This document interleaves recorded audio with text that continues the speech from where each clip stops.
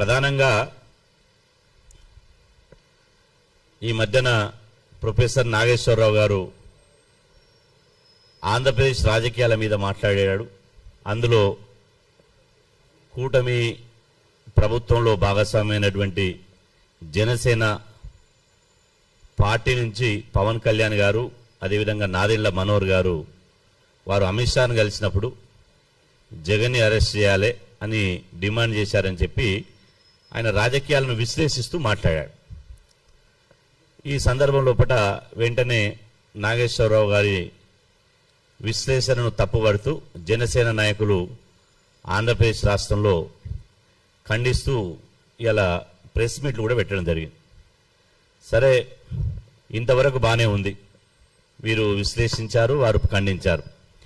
ఆ తర్వాత తెలంగాణ వైపు నుంచి తెలంగాణ ఉద్యమకారులు ప్రొఫెసర్ నాగేశ్వరరావు మీద అక్రమ కేసులు పెట్టడాన్ని, ఆంధ్ర ఆధిపత్యాన్ని ప్రశ్నిస్తూ తెలంగాణ వైపు నుంచి అనేక మంది మీడియా సమావేశాలు కానీ రకరకాల సమావేశాలు నిర్వహించడం జరిగింది.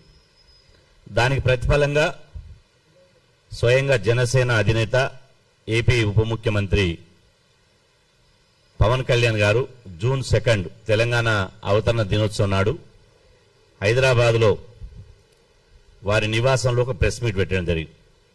వాస్తవంగా ఒక బహిరంగ సభ పెట్టాలని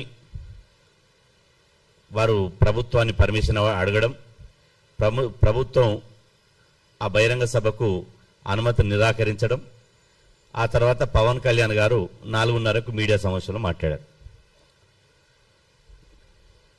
వాస్తవంగా భారతదేశంలో ఏ వ్యక్తికైనా 29 రాష్ట్రాల్లో ఎక్కడైనా సభ పెట్టుకునేటువంటి హక్కు ఉంది.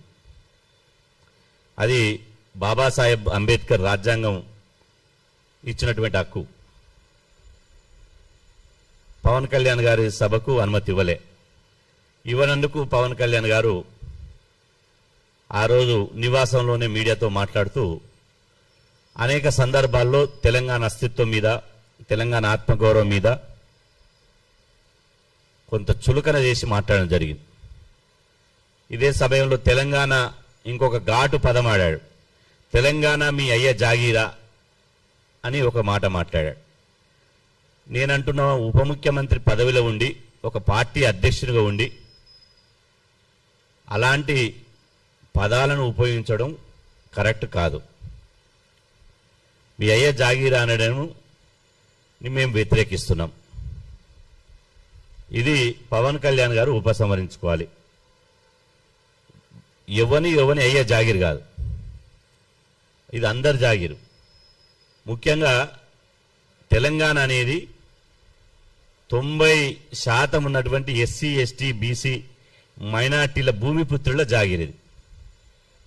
కాబట్టి మీరు అందరినీ కలగలిపి మీ అయ్యా జాగీర్ అనడాన్ని మేము తప్పుపడుతున్నాం, ఖండిస్తున్నాం, వ్యతిరేకిస్తున్నాం. ఇది ఉపసంహరించుకోవాలని పవన్ కళ్యాణ్ గారిని డిమాండ్ చేస్తున్నాం. సరే, ఇటు తెలంగాణ వాదులు, అటు జన సైనికులు పవన్ కళ్యాణ్ గారు మాట్లాడిన సందర్భంలో మళ్ళీ తెలంగాణలో మాది తెలంగాణ జోలికొస్తే ఖబర్దార్ అని చెప్పి, తెలంగాణ అస్తిత్వం, ఆత్మగౌరవం, మా తెలంగాణ ఇవాళ జోలికి ఎవడొచ్చినా ఖబర్దార్ అని చెప్పి తెలంగాణ వాదులు ఒక ఉద్యమం తీసుకొస్తున్నారు. నేను వారికి ఒకటే విజ్ఞప్తి చేస్తున్నా.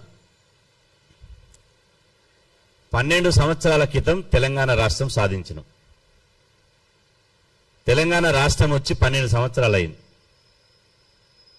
ఏ ఆశయం కోసం, ఏ లక్ష్యం కోసం అయితే తెలంగాణ వచ్చిందో ఆ లక్ష్యము, ఆ ఆశయము ఇప్పటి వరకు 12 సంవత్సరాలుగా అది సంపూర్ణం కాలే.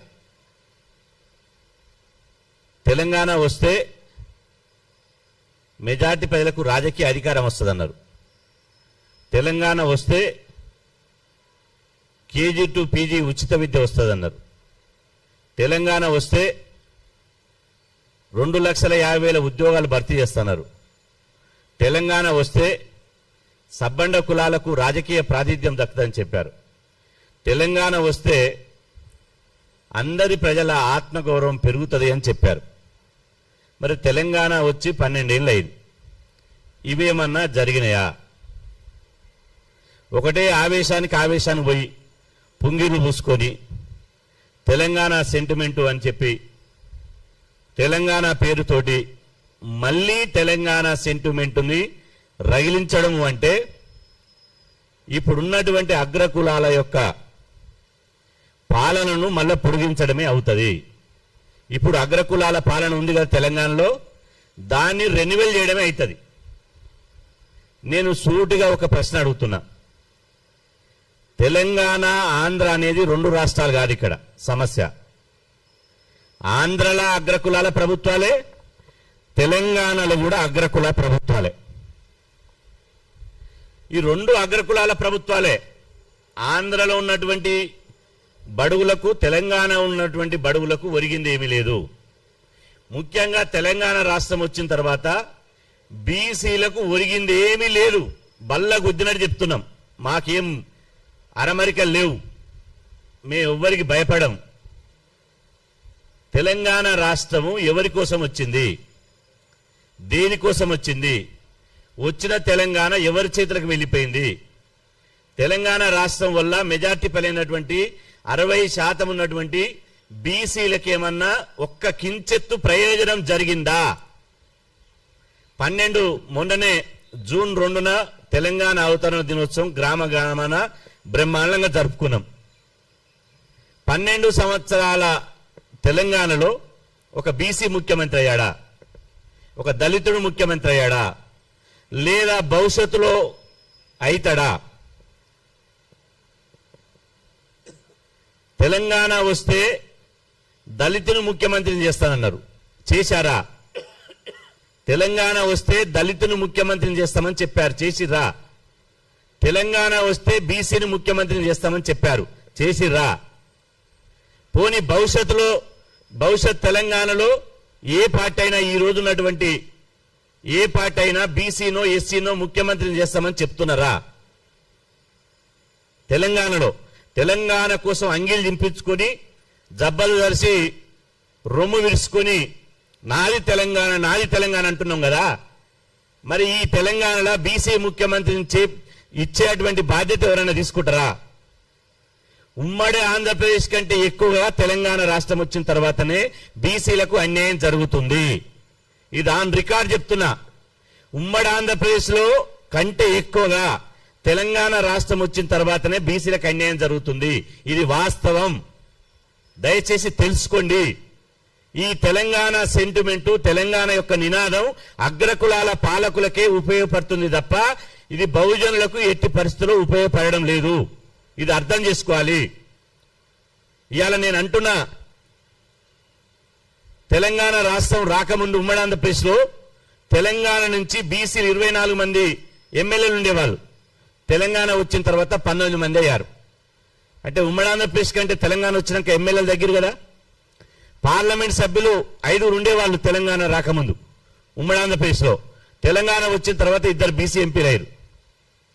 తెలంగాణ రాకముందు మంత్రివర్గంలో తెలంగాణ నుండి ఒక దానం నాగేందర్, ముఖేష్ గౌడ్, కొండ సురేఖ, పొన్నాల లక్ష్మయ్య, బసవరాజ్ సారయ్య, ఇట్లా 5 బీసీ మినిస్టర్లు ఉండేవాళ్ళు. ఇప్పుడు తెలంగాణ వచ్చినాక 3 బీసీ మినిస్టర్ అయ్యారు. మళ్ళా ఈ 3 బీసీ మినిస్టర్లకు ఏంటి? కొండ సురేఖ అటవీ శాఖ, పొన్నం ప్రభాకర్ బీసీ శాఖ, అదేవిధంగా వాకాటి శ్రీహరి పశువుల శాఖ. ఇది తెలంగాణలో ఉన్నటువంటి బీసీల పరిస్థితి.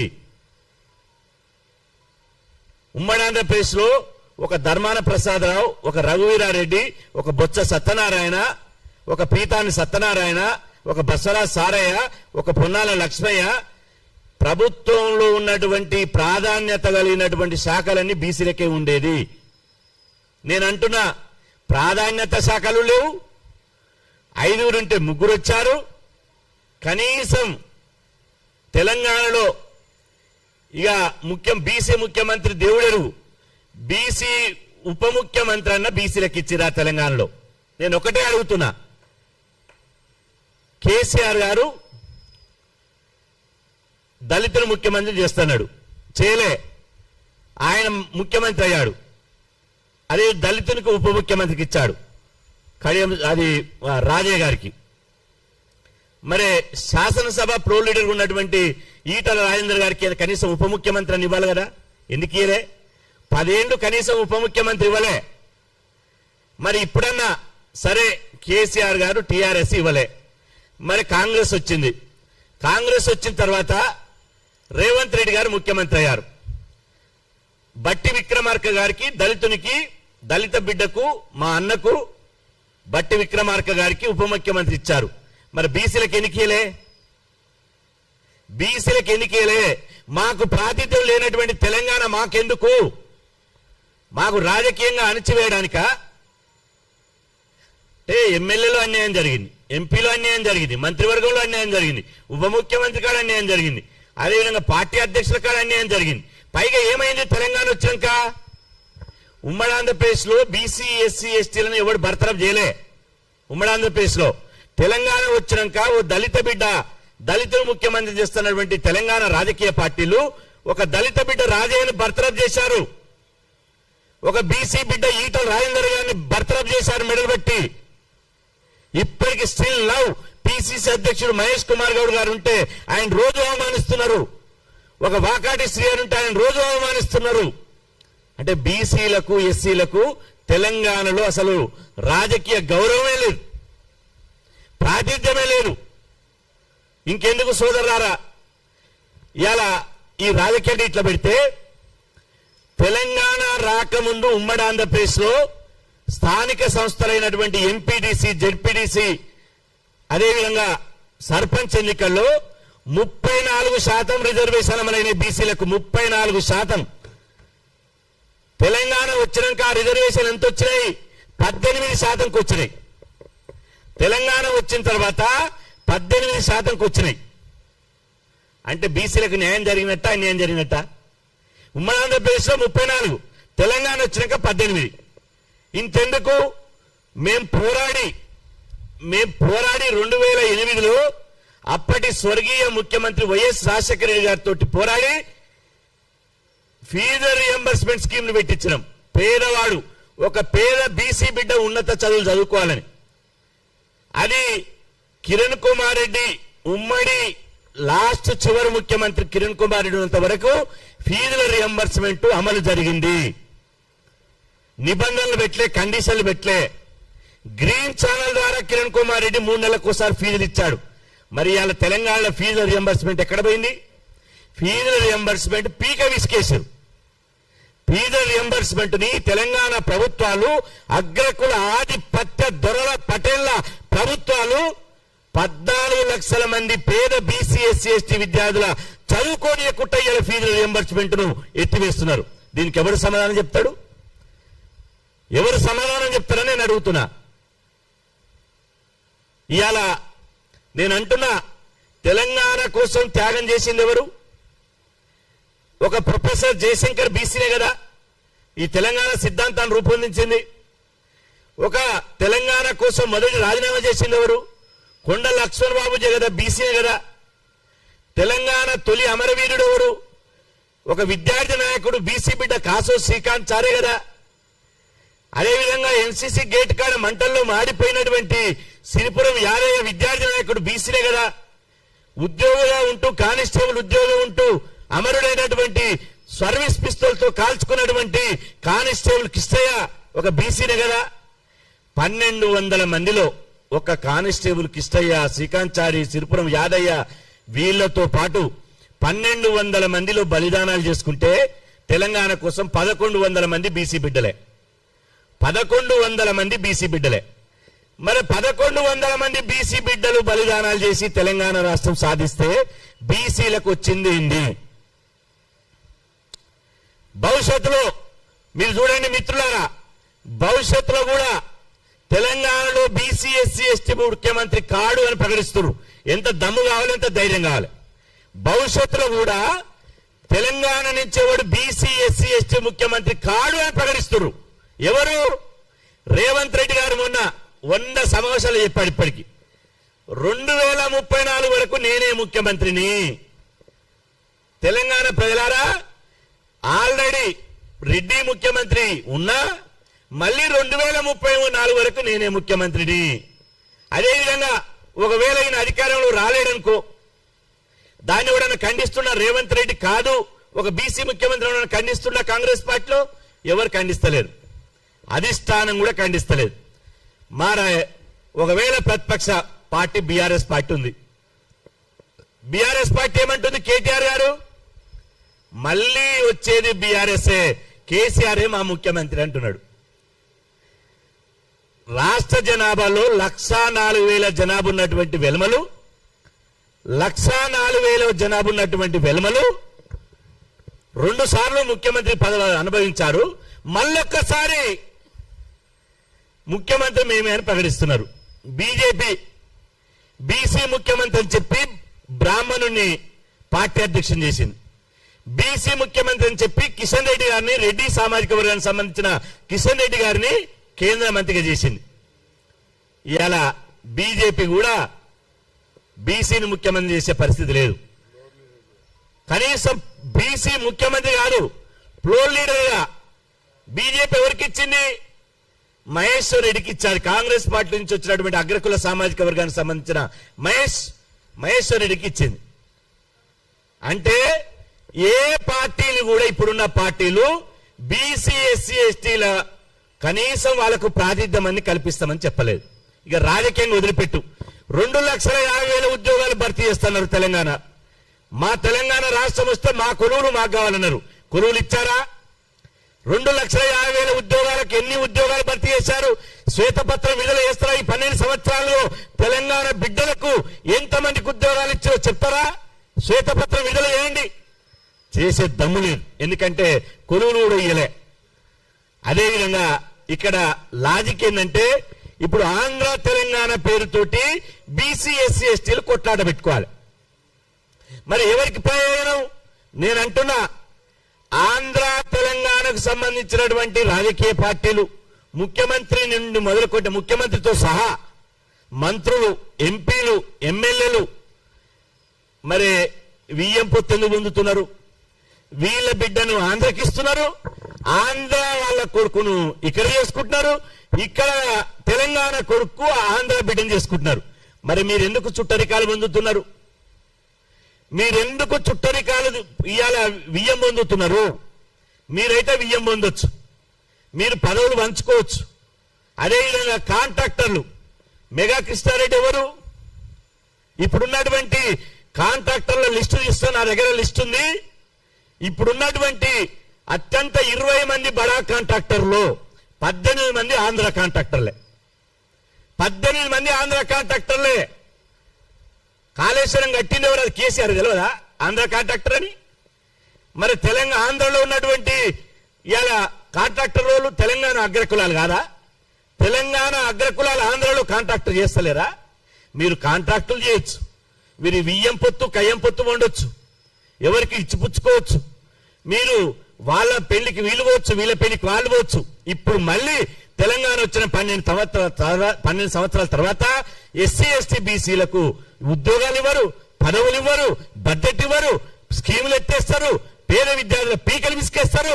మళ్ళీ ఇప్పుడు తెలంగాణ సెంటిమెంట్ పేరుతోటి రాజకీయాలు చేస్తారా? బిడ్డ, మేము అంటున్నాం, మీ సెంటిమెంట్ రాజకీయాలు బంద్ చేయండి.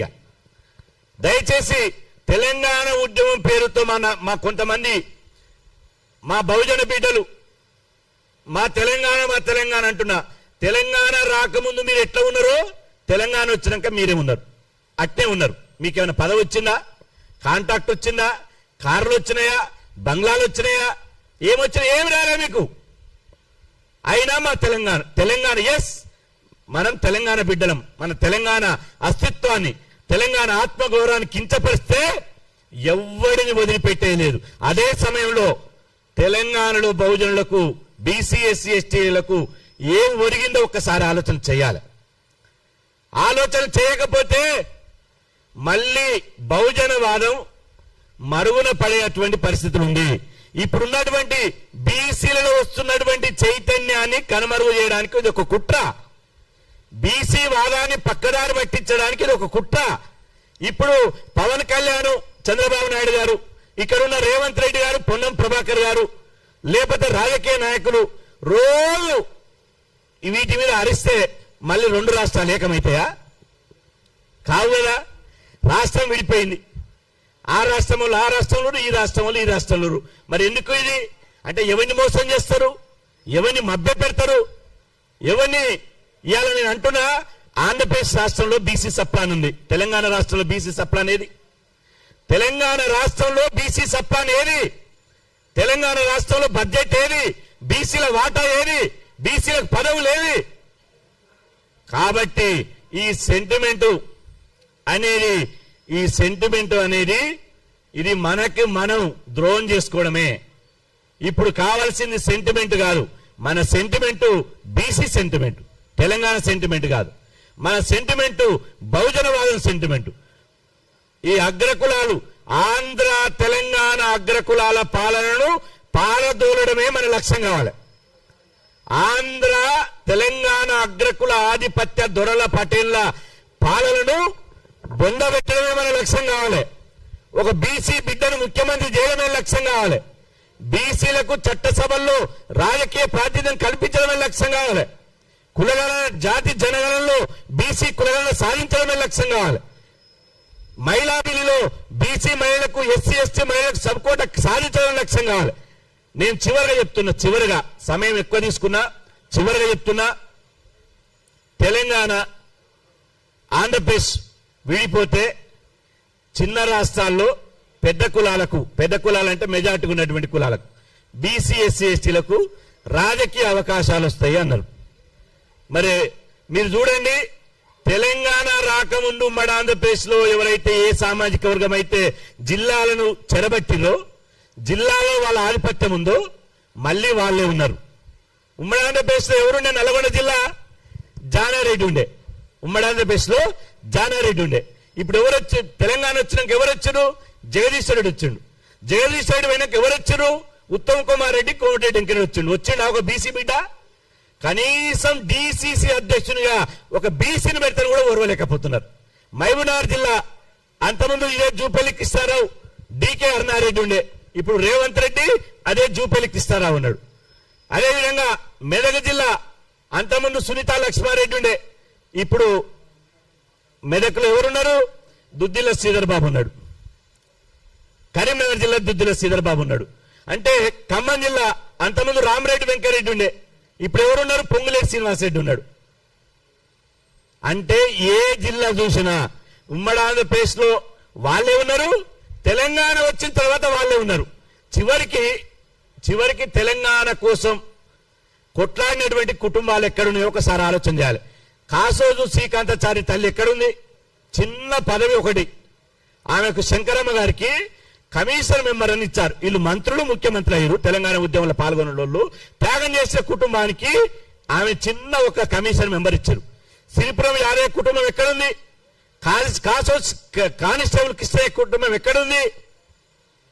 అమరవీరుల కుటుంబాలు ఎక్కడ ఉన్నాయి? అమరవీరుల కుటుంబాలు రోడ్డున పడ్డాయి. అయ్యా భిక్షాన్ని అంటున్నాయి. అయ్యా మమ్మల్ని ఆదుకోండి, మేము కనిపించిన బిడ్డలు, మా పేరు నంచుకొని పుట్టిన బిడ్డలు చచ్చిపోయిన మా కుటుంబాలను ఆదుకో అంటున్నారు. కానీ ఎవడు ఆదుకోడు. అదేవిధంగా ఇవాళ నేను అంటున్నా, కాలుకు గజ్జగట్టి తెలంగాణ భావజాలాన్ని పల్లె తీసుకుపోయిన కళాకారులు, కవులు, రచయితలు, మేధావులు ఎక్కడున్నారు? ఇవాళ కవులు, రచయితలు, కళాకారులు మా కళాకారుల ఉద్యోగాలు ఇవ్వండి రవీంద్ర భారతి కాడ రోజు 600 మంది తిరుగుతున్నారు. రోజు 600 మంది, కనీసం 12,000 కొలువు ఇవ్వమని తిరుగుతున్నారు. తెలంగాణ కోసం పోరాడినటువంటి బీసీ ఎస్సీ ఎస్టీ బిడ్డల పరిస్థితి ఇట్లా ఉంది. కాబట్టి ఈ తెలంగాణ కోసం మళ్ళీ ఇలా మనం సెంటిమెంట్ తోటి మా తెలంగాణ అంటే మళ్ళీ ఈ అగ్రకులాలను, రెడ్లను, వెలమలను శాశ్వతంగా అధికారంలో ఉంచడం అవుతుంది. మళ్ళీ వాళ్ళని రెన్యువల్ చేయడం అవుతుంది. కాబట్టి ఈ మాటలు నమ్మొద్దు. పవన్ కళ్యాణ్ ఏమని అనుకొని పట్టించుకోకండి. ఎవడేమని అనుకోని తెలంగాణ ఇవాళ విడిపోయిన తెలంగాణ మళ్ళీ కలిసేయలేదు.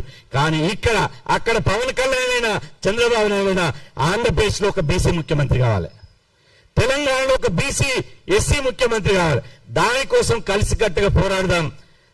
మన బహుజన వాదాన్ని, బీసీ వాదాన్ని తెలంగాణ ఉద్యమ స్ఫూర్తితోటి ముందుకు తీసుకుపోదామని చెప్పి సందర్భంగా తెలియజేస్తూ సెలవు. ధన్యవాదాలు.